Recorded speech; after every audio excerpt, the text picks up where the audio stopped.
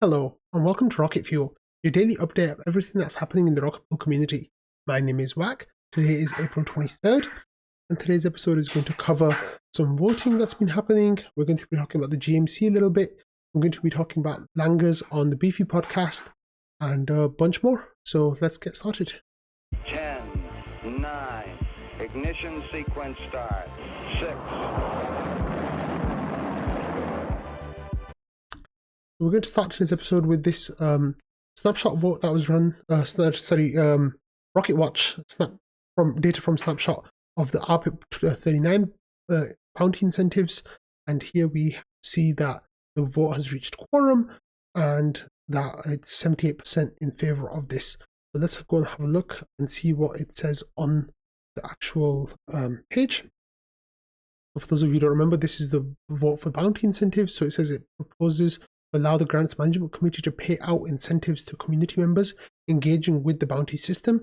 Incentives are limited to 10% of the total bounty reward amount. A consistent allocation method for bounty incentives is left to the GMC to determine and announce. These incentives are paid out of the GMC's budget. The PDAO may challenge individual payouts and changes to the incentive allocation method using the existing committee decision challenge system. So this vote has, like I said, reached quorum now. Let's have a look at who voted which way. So we had this big user here abstain, and Aramana was against. It says in favor in general, but cannot support a must on USD denomination for incentives. We talked about that before. That was one of the earlier votes, but pretty much it was quite straightforward. I see that Joe didn't vote, so that was interesting.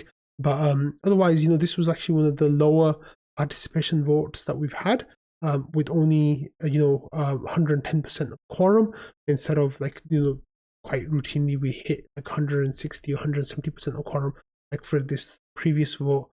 11,000 out of 7,300, which is quorum. So this one was a little bit lower attended, but that's fine.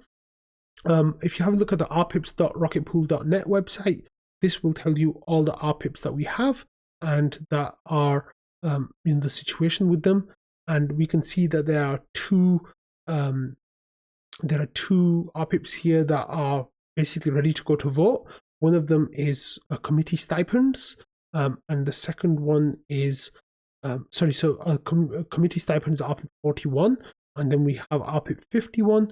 So these are two of them that are in the final status, and I guess they're ready to go for vote. And RPIP 51 is the rewards tree specification, one that we talked about yesterday. If you have a look at committee stipends, this is a vote to, it says the RPIP defines stipends for members of the PDAO committees. So the total stipend budget for a given committee is calculated based on the number of members of that committee, the target hours per month for that committee, and the global stipend rate, which is the same for all committees. Committees may split their stipend budget amongst their members in any manner they choose. Stipends to the members of each committee are paid by the Grants Management Committee from the GMC's budget. This RPIP does not fund committee members retroactively. So then there's some information about how it's going to be worked out, and basically it'll be $30 an hour, with the idea of GMC members and IMC members working around 13 hours each.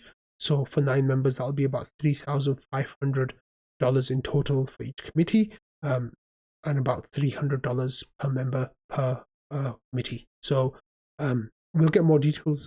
We'll dig into more details of that once we go to vote, and I'll talk through the whole idea for you all. But this seems very interesting, and since I'm on the GMC, I shouldn't comment too much about my feelings towards it, but this has been an issue that's come up with the GMC a bunch of times in the past. Okay, talking about the GMC, we covered this news on Rocket Fuel last week, where we had budgeting allocations, and there was a forum post made by Schifrin talking about what should the GMC prioritize funding for, and there was like a little poll, but there were some issues with the poll about the categories. That came up here, like Noshua said, actual research on the education material or summaries of existing ideas on topics that are relevant. The future of the protocol can be the basis for its development. And then long for wisdom, he says, not wanting to overly derail the thread, but those voting for governance funding, what are your high priorities there? It's tricky to know what you would like to focus. B, this is a fairly wide category. So what Schifrin did was like he went and looked at governance. So he says, here's a look at the data with the governance category separated from research. So the pie chart's kind of broken up, kind of interestingly right now. So development total is about 30%. Governance total is about 10%, research total is about 15%, support total is about 15%, marketing total is about 30%, and public goods total is about 5%. Those are where the categories broken up. And then there's some information about how much money went to which category. And then Schifrin said, please re-vote. Apologies for making everyone vote again. The first poll suffers from research and governance not being segmented. Which categories of funding do you think the GMC should prioritize? So here we have some votes. So 83% of people, this is just 12 voters so far, and they voted for 33 votes each. So about 3 categories each, pretty much just less than 3 categories each. And they have development with 83%, research with 83%, governance with 58%, marketing with 41%, and then support with 8%, and public goods with 0% so far. And then it says leave feedback on how to handle the allocation process planning. Based on the results of the first poll, here's a suggestion for GMC funding targets. I'll update this once we get results from the new poll. So sample target allocation, so they're saying development 27%, governance 18%, research 18%, marketing 14%, support 10%, public goods 3%. It says we still don't have enough applications incoming to be able to perfectly hit any allocations we set. However, we can toggle maximum ranges to ensure we're not aggressively overspending in any one category. So it says sample maximum allocation during a 12-month period, development 32%, governance 23%, research 23%, marketing 19%, support 15%, and public goods 8%. And then Schifrin goes on to say the major risk of setting a cap on the category is we could potentially be making less use of the treasury if the amount of incoming applications is low. After we receive fresh round of the updated polls results, I'll adjust these numbers and repost. And he says, feedback requested. What are your thoughts on implementing a system like this? Do you find the estimated figures provided to be reasonable after they're updated with the latest poll? Are there alternative funding planning methods you would suggest? And then I said, I'm not sure if I like the idea of hard caps on categories. There should be soft caps. And I guess what I was trying to say was like, I'd like them to be guidance instead of like firm categories. And then here, Scuzzle says, if I were to do allocations, they'd look something like this, with development at 30%, governance 25%, research 32%, marketing 10%, support 0%, and public goods 3%. And then and that's the target. And then maximum is over a 12-month period, which would be like 40%, 30%, 45, 35, 3, and 6. Says the most important thing I want to call out here, these numbers should change depending on the state that Rocket Pool is in. As an example, I think Rocket Pool should not be spending much on marketing right now. I could envisage that in a year, 1/3 of the budget should go to marketing. The listed targets reflect right now, in which I think the vast majority of spending should go to research, overseeing and steering that research, and finally development implementation, supporting or sidestepping the team in order to speed things up. So yeah, that's kind of where this discussion is. If you'd like to contribute to that discussion, definitely pop by the forum and share your ideas and vote on the second thread there. Okay, next we've got this news from Beefy, and they've got a podcast out now, like a Beefy Finance podcast, and they've got a YouTube channel with videos and podcasts and stuff, and their guest this week was Langas. So if you are interested in listening to Langas speak about Rocket Pool, and then also about restaking points and more, then go and check this out. Let me just actually go to YouTube and see if there's timestamps.